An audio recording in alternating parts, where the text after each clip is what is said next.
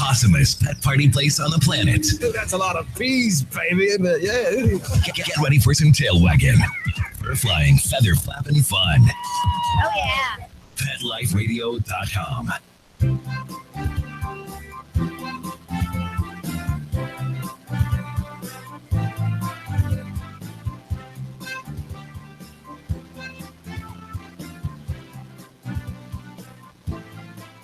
Okay.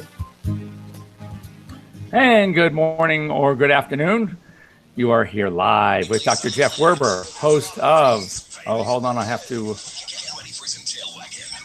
I'm standing here. We're listening to you live, we're listening to me at the same time, so we have to get rid of that one. Anyway, you are here with Dr. Jeff Werber, host of Ask the Vets with Dr. Jeff here on Pet Life Radio, and we're here for you. We're here to basically help you wherever way we can with your pets.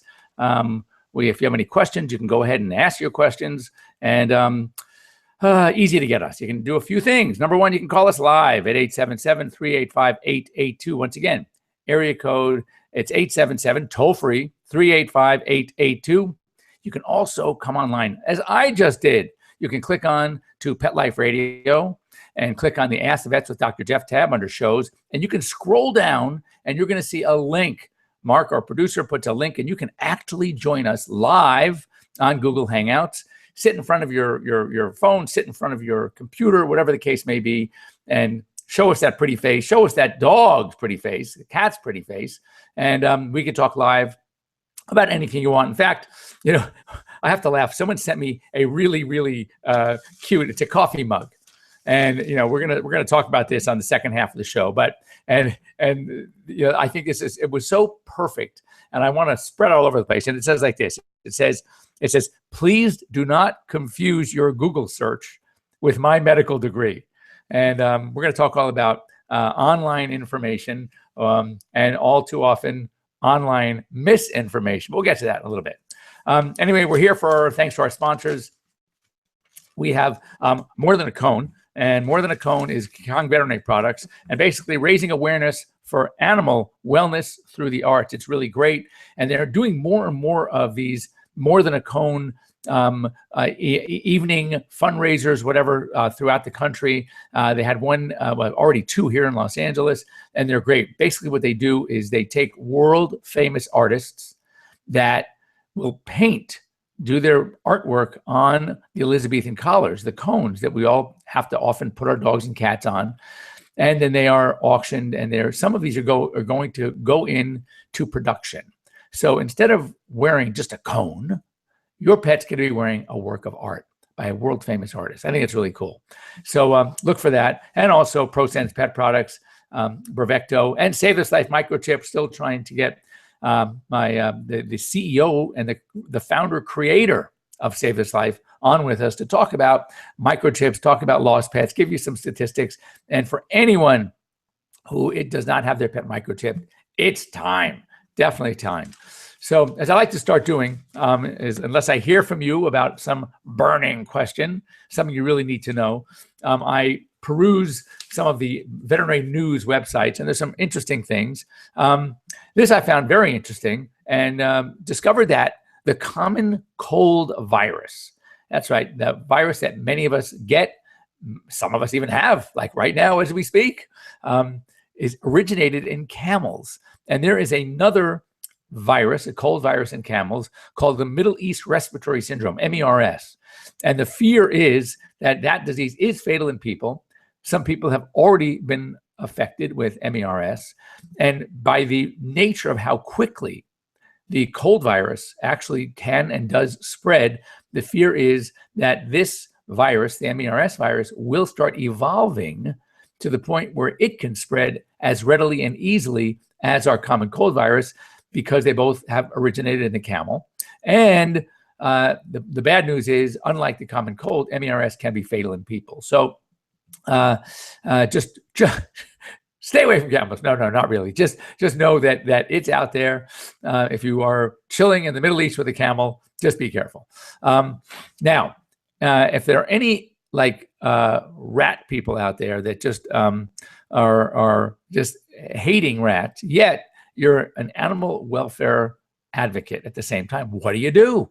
because right now people are setting traps and killing these rats, obviously affecting the rat population. How many of us get cats become ratters around our house? Well, there's a new medication out there, a new chemical, I should say, that is a rat contraceptive liquid.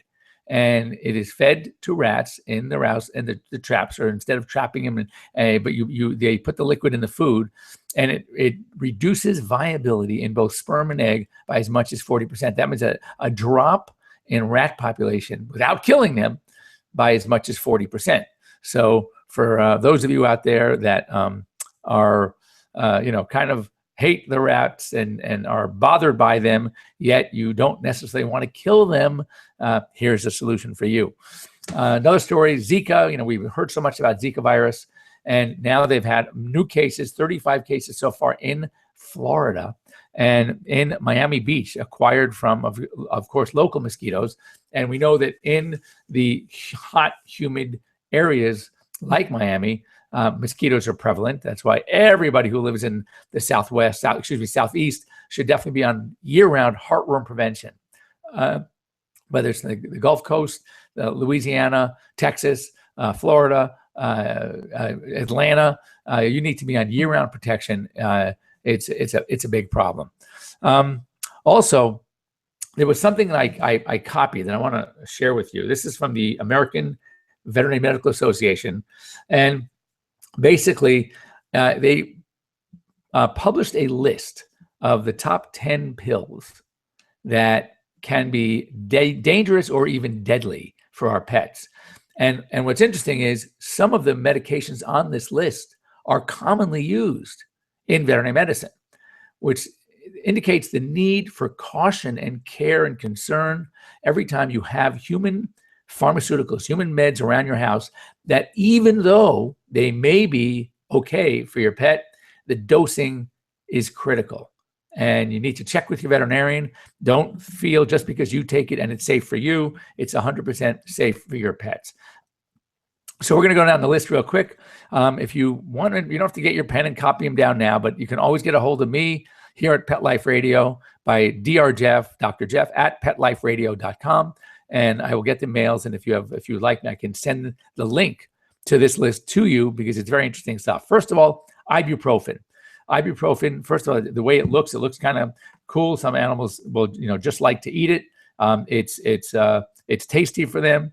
And anyway, it can cause severe kidney disease. It can cause stomach ulcerations, etc. 2, tramadol. Now, tramadol we use all the time, but it's a different dosing.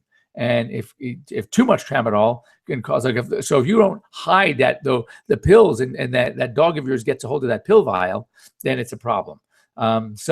Agitation, wobbliness, disorientation, vomiting, even seizures. So be very careful. Another one on this list that we use often in veterinary medicine is alprazolam, Xanax, and we use it for anxiety. It's very effective. It does cause some sedation and anxiety. However, too much, large doses can cause a major drop in blood pressure and cause weakness and even collapse.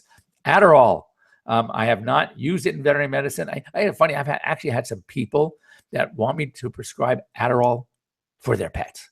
Really? So these people. It's like the person who you give something that is legitimate for the pet, like Xanax, and you give them enough for, say, 10 days. They call you 3 days later and say, "Oh, you won't believe it, but I opened the vial and it was right over the sink and all the pills went down the sink. Could I get a refill?" I'm not so sure I want to give you a refill because I don't buy your story. Anyway, and so for those of you thinking of doing that, trust me, most of us, the veterinarians, have heard these stories again and again and again. So you're not pulling the wool over our eyes this time. So anyway, Adderall, it does have the same effect. However, it's more, it doesn't. They use it Adderall for ADHD, and it's a stimulant, but for kids with ADHD or adults with ADHD, it has a reverse effect. Well, in dogs, it has the effect that it's intended to be, and that is a stimulant. And it can elevate heart rate and temperature. It can cause hyperactivity, can cause tremors, also very dangerous. Ambien, another one used for sleep aid in people. It can has the opposite effect. Most dogs that have taken it accidentally, of course. Very, very agitated, elevated heart rates. Again, not a good idea. Clonazepam, Klonopin, it's used for anti-seizure. Again, it is used, it is safe when used under your doctor's care, and you do not want to give too much. You don't want to give more. If the seizures are not controlled, don't think, well, if a little is good, more is better. Not the case. It must be under your veterinarian supervision. And if at the dose range prescribed it's not working, see your doc, and we may have to make a change in dose range. Acetaminophen, Tylenol, very common painkiller, as we all know. I don't think there's a house that I'm speaking to right now that does not have it, acetaminophen, but you need to know it is very, very potentially dangerous. It will kill a cat. Once again, Tylenol will kill a cat. So treatment is very difficult. You have to jump right on it.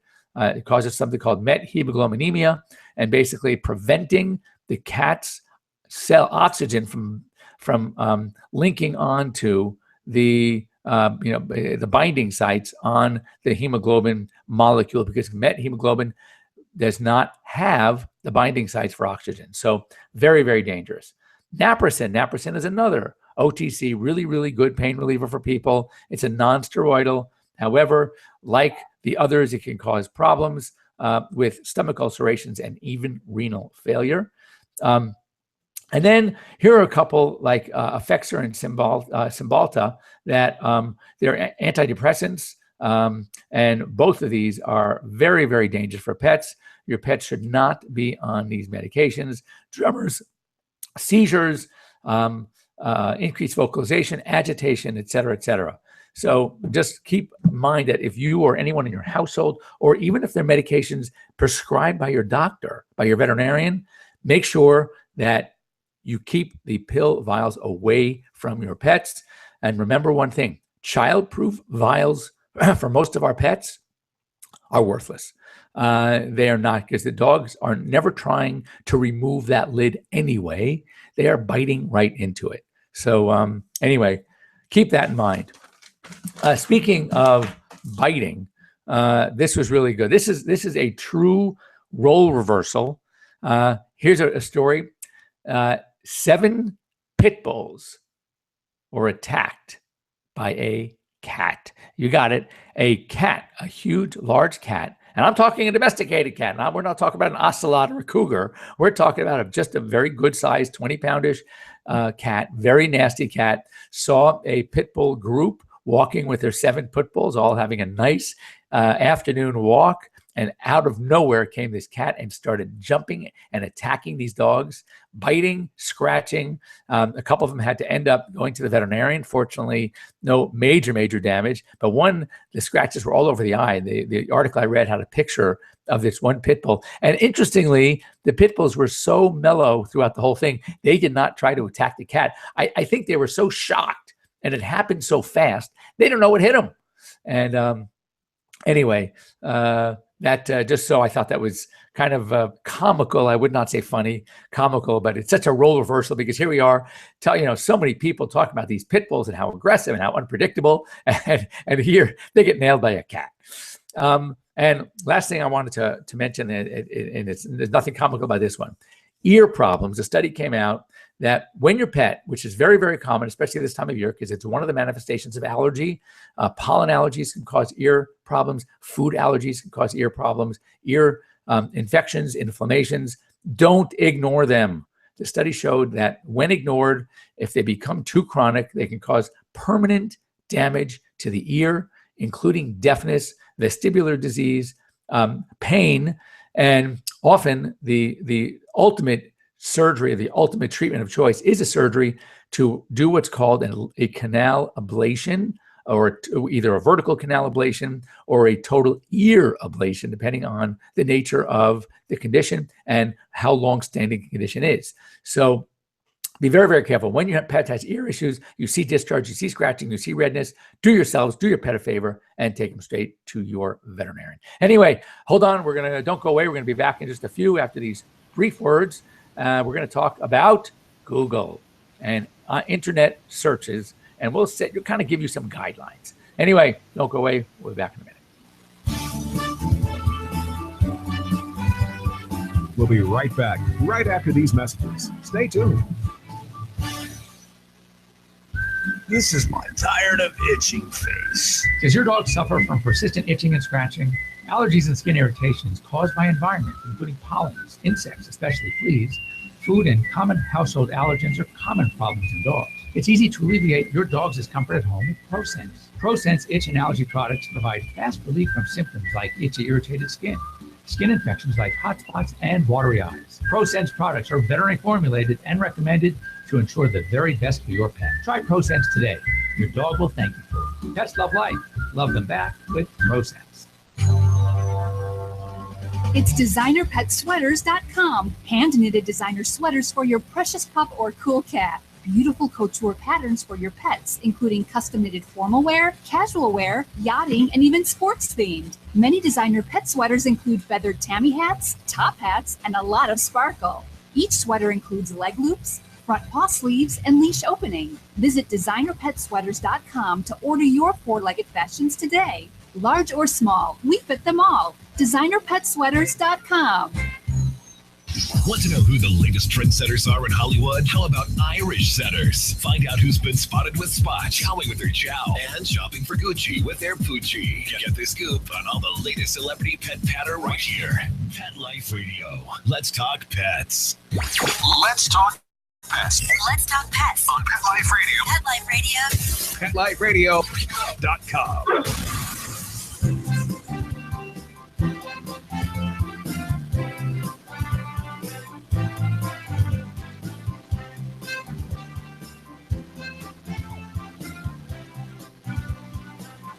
Okay. And welcome back, everybody. Taking my big coffee break here. So, as I opened the show, someone sent me a picture of a great coffee mug. I'm actually going to try to find it because it is so appropriate. I don't think there's a veterinarian on the planet that has not had to have this discussion with clients. We joke about it with each other. We often talk about Dr. Google. And the coffee mug, if you weren't here at the very beginning of the show, please do not confuse your Google search with my medical degree. And what happens is, I mean, again, as I often say about the internet in general, it's not just Google, it's any search site. But I'd say the internet is a wonderful, fantastic source of information. But unfortunately, it's also a tremendous source of misinformation. Because what happens, it's I always say it's like listening to that commercial. That's in the first part we talked about these like Cymbalta and Effexor.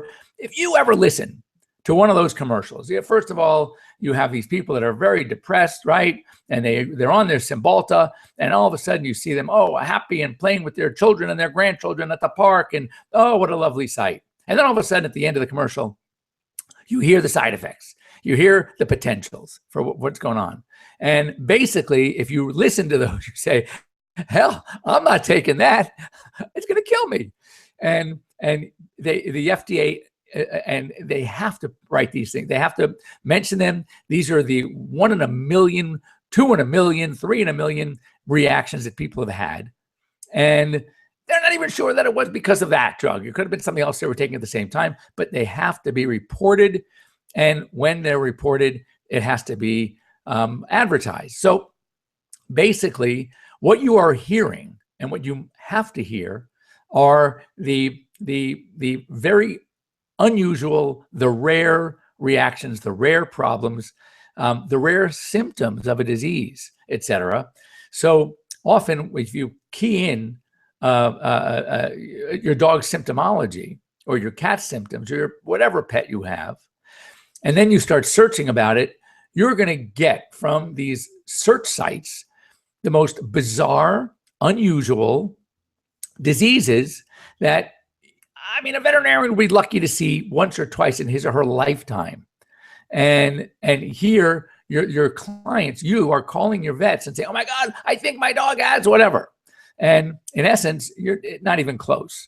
And I've mentioned these before. I'm going to do it again until you really get it. And when you speak with your veterinarian, and again, your veterinarian really needs to be part of this equation. And that is, first of all, if it looks like a duck, walks like a duck, quacks like a duck, it's probably a duck. Secondly, I love the KISS rule. Keep it simple, stupid. In other words, you're not going to look for these weird things. You're going to go with what's obvious. This leads me to my most favorite. It may not make sense to any one of you out there that doesn't live in California, but I guess I'm sure you can get it. And that is, if you're running along the beach in Malibu and you hear hoofbeats chasing you from behind, what are you thinking, horses or zebras? And the obvious answer is horse. So I say to these people, I say to doctors, I can't tell you how many times I've gotten a case in from, as I will call it, just to be nice, Elsewhere Animal Hospital. And I'm looking at the complaint and the workup and the choice of tests being recommended or done if it's after the fact, and the exorbitant charge for doing this. And I say, whoa, what was this guy or this woman thinking? I mean, it couldn't be that, what they were thinking was, because if it were, then your pet would also be doing XYZ, which it clearly isn't. Well, now, one thing I have learned early in my career, I never say never, because I've been burned. All of us have been burned. All of us at some point might get that case that is like the end of those commercials you see on TV, where it's the most bizarre manifestation, something that is not normal. It's not going to happen. So I never say, oh, that can never happen. Now I say it's possible, but I always talk about the list I create, an imaginary list. And I say, here are the things that are up here at the top of the list.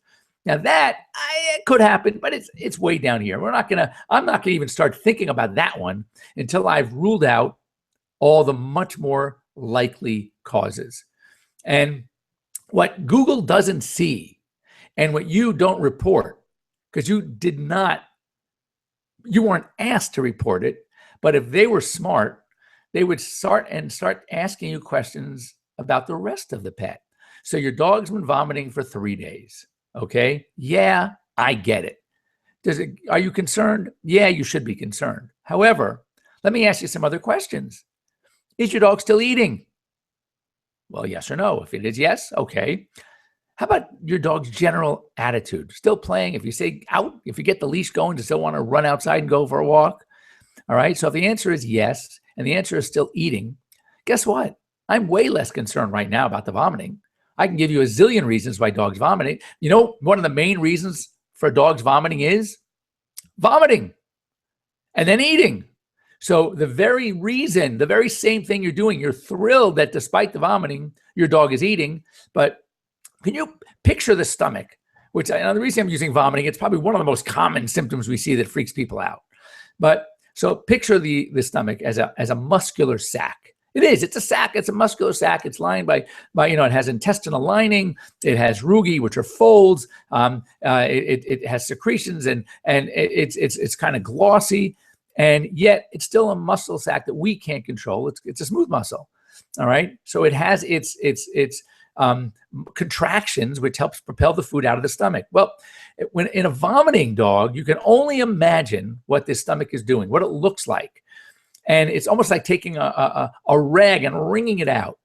So whatever irritation that led to the initial vomiting is going to continue to get worse as the dog continues to vomit. So when we have that dog who's still eating, so it has substrate, that which is going to make it vomit because it's stretching that stomach wall. So the dog is vomiting more, but still wants to eat, right? So basically, whatever was the initial source of the vomiting could be long gone. But because of the dog's behavior, because of many factors, it could still be vomiting, but the dog is acting totally fine. When I have a dog coming in and with one of the first things I want to do is offer it some food. And if that dog wants to eat my finger, I take some little baby food and I put it in front of the dog. If he attacks the food, I already right now know that whatever it is probably not that serious. Now, could it be early in the serious game, meaning an obstruction, maybe he ate a corn cob and he's still feeling good right now? Yes, of course it can. But I'm not going to say we're not going to follow up. We're going to get a history. We're going to maybe take x-rays. I've had cases where I didn't even take an x-ray. Because after feeling the pet, doing my exam, palpating, getting a thorough history, it all boils down to a thorough history. And guess what? When you go online and you put in those key problems, you're not giving Google a thorough history. Literally, Dr. Google, there's no doctor there listening to your complaints and able to answer them legitimately, intelligently, because he has no history. All he hears is vomiting. That's a problem I have with, there's a hospital chain out there, a big one, sadly, and everything is done by computer. So when you come in and you put down, you talk to the doctor about the complaints, all the doctor does is key into their software system, vomiting, diarrhea, right? And all of a sudden it shoots back all the tests they have to run. And that's crazy. Because get a good history, you might find out, wait a second, this is nothing. He's a puppy. He was playing with something. He vomited. Duh. Right? He went outside and he ate grass. Yeah, so he vomited. Duh. It doesn't mean that you have to start doing thousands of dollars worth of tests. What it means is get a good history, develop a game plan, and so be careful when you get online and you hear about what Google is telling you, all the things. If you want to just do a little research, yes, do some research. Get as much as you can. You know, WebMD, a lot of these sites are pretty good, absolutely. But make sure that you take all this information, share it with your doctor, talk to your veterinarian, and of course, if it's anything that persists more than a day, see your veterinarian. It doesn't mean that you still are going to have to do all this testing. What it means is you'll get a thorough physical exam. And the key to most good diagnosticians is the history and the physical, even before test 1. Get a good history, a thorough physical, and you should have your answers 80%, 70% for sure, merely by your history and physical. And then the rest comes after that. The rest of the tests that are going to be done are just for confirmation purposes if you need confirmation. And a lot of times you don't. The history and physical is all you need. So beware. If you have a test-happy doctor, that means this doctor, and I hate to burst the bubble, but guess what? I can. That this doctor does not do thorough history and physicals. If you ask a doctor who says they want to do test XYZ, why are you taking that test? And if the answer is because I need to try to find out what's going on, wrong answer, wrong answer. The answer should be because based on my history and physical, I think this is what's going on, and I just want to confirm it before we actually treat it. Or there are 2 treatment possibilities here. I want to get my tests. I want to take that X-ray. I want to do the blood just to make sure we're on the right track. But I'm pretty sure it is blank. That's the kind of answer you should be getting from your doctor. Anyway, enough of my soapbox. I love being on the soapbox, by the way, because I am, after a lot of years doing this, I've seen it all. Anyway, great to be here. I'm glad. I may not be here next week. I'm traveling. I'll be in New York, but I think I can do the show live from New York. I'm going to try. And I think the week after that, it's a holiday weekend, so we're going to be off. But it's either going to be next week or in 3 weeks. We will see you back here in Pet Life Radio's Ask the Vets with Dr. Jeff. If you have any questions or you want to comment about anything you heard about today, please go ahead and send me an email to drjeff.drjeff@petliferadio.com. I will I'll answer you personally, but also if it's a really good question, we'll go ahead and talk about it on our next show. Have a great week or 2 or 3, everybody. See you soon.